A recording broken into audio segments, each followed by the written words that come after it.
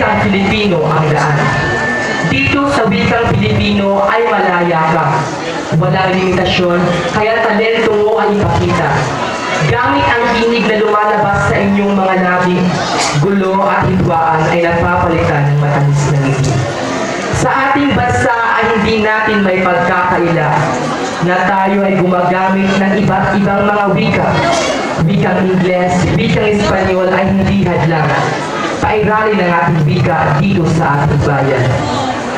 Malikha ay nagkapanuring kaisipan ng kabataan sa wikang mapagpalaya kulay na yayaman. Ano man ang inyong pinanggalingan at kulay ng inyong mga balat, sa wikang Pilipino, pantay-pantay tayong lahat.